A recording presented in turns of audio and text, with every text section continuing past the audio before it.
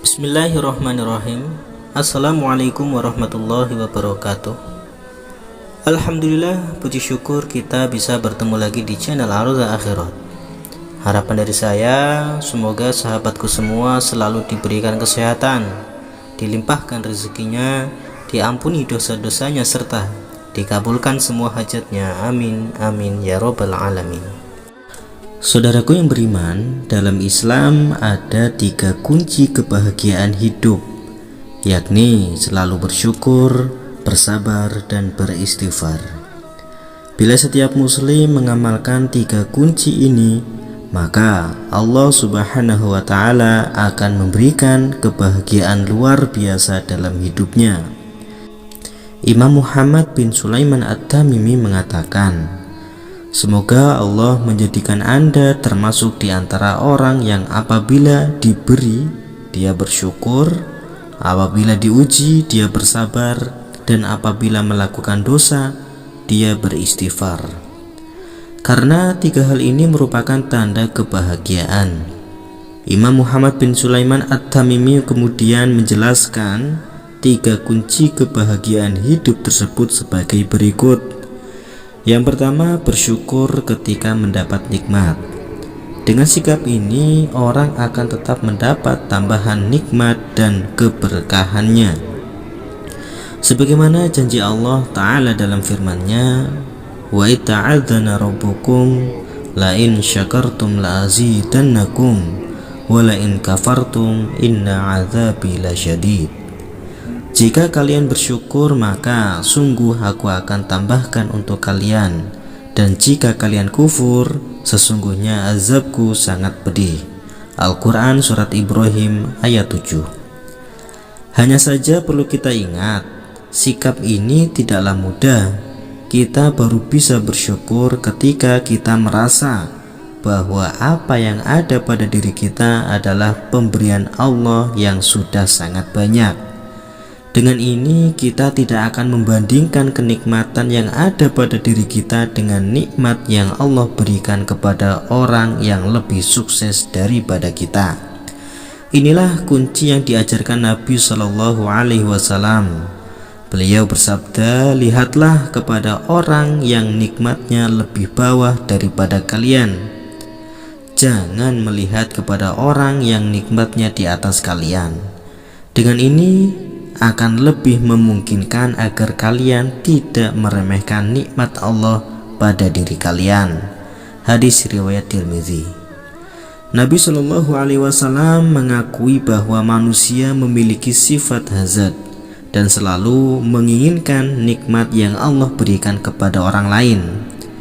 Dengan sebab ini, orang akan melupakan nikmat yang ada pada dirinya.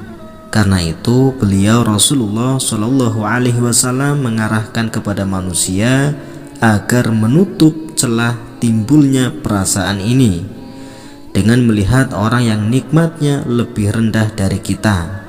Dalam urusan dunia, lihatlah di bawah kita, jangan melihat di atas kita. 2. Bersabar ketika mendapat ujian. Ujian dan cobaan merupakan salah satu bagian dalam kehidupan manusia. Tidak ada kenikmatan mutlak di alam dunia ini. Sehebat apapun manusia, sekaya apapun dia, kenikmatan yang dia rasakan akan bercampur dengan ujian dan cobaan. Namun, orang yang beriman bisa mengkondisikan keadaan yang sejatinya pahit ini sebagai bagian dari kebahagiaan. Itulah sikap sabar dan mengharap pahala dari Allah Ta'ala. Karena itu, semakin besar sikap sabar yang dilakukan, semakin besar pula kebahagiaan yang dia rasakan. Barangkali inilah diantara rahasia bahwa semakin sempurna keimanan seseorang, maka semakin besar pula ujian yang Allah berikan kepadanya. Dinyatakan dalam sebuah hadis dari Anas bin Malik radhiyallahu anhu bahwa Nabi Shallallahu Alaihi Wasallam bersabda, sesungguhnya besarnya pahala sepadan dengan besarnya ujian. Sesungguhnya Allah apabila mencintai seseorang, maka Allah akan mengujinya. Siapa yang ridho dengan takdir Allah, maka dia akan mendapat ridho Allah. Siapa yang marah dengan takdir Allah, maka dia akan mendapat murka Allah. Hadis riwayat Tirmidzi. Di antara hikmah Allah memberikan ujian kepada kaum mukminin adalah agar mereka tidak merasa bahwa kehidupan dunia ini sebagai kenikmatan mutlak, sehingga mereka akan senantiasa mengharapkan akhirat. 3. Memohon ampunan istighfar ketika berbuat dosa. Bukanlah sifat orang mukmin yang bertakwa jika sama sekali tidak memiliki dosa. Hamba beriman yang baik adalah hamba yang ketika melakukan dosa dia segera bertaubat dan memohon ampun kepada Allah. Allah berfirman, "Walladzina idza fa'alu fahishatan aw dzalamu anfusahum dzakarullah fastaghfaru lidzunubihim wa may yaghfiru dzunuba illallah wa lam yusirru ala ma fa'alu wa hum ya'lamun." Orang yang bertakwa adalah orang-orang yang apabila mengerjakan perbuatan keji atau menganiaya diri sendiri, mereka ingat akan Allah, lalu memohon ampun terhadap dosa-dosa mereka. Al-Quran Surat Ali Imran ayat 135. Dan inilah bagian tabiat manusia yang tidak bisa dihilangkan dari diri mereka. Akan tetapi yang lebih penting adalah bagaimana seorang mukmin bisa segera bertaubat ketika melakukan dosa. Disebutkan dalam hadis dari Abu Hurairah radhiyallahu anhu, Nabi Shallallahu alaihi wasallam bersabda, "Demi zat yang jiwaku berada di tangannya, andaikan kalian sama sekali tidak melakukan dosa, Allah akan menghilangkan kalian. Kemudian Allah datangkan sekelompok orang yang mereka melakukan perbuatan dosa, kemudian bertobat, lalu Allah mengampuni mereka." Hadis riwayat Muslim. Hal inilah yang dirasakan para sahabat Nabi Shallallahu alaihi wasallam. Para manusia mulai khawatir jangan-jangan dirinya termasuk orang munafik. Ketika mereka di dekat Nabi Shallallahu alaihi wasallam, mereka lebih merasa bertakwa. Tetapi ketika berada di rumah dan jauh dengan Nabi, mereka masih melekat dengan dunia. Dari Abu Hurairah radhiyallahu anhu bahwa para sahabat berkata, "Wahai Rasulullah, ketika kami melihat engkau, hati kami menjadi lunak dan kami seolah menjadi penduduk akhirat.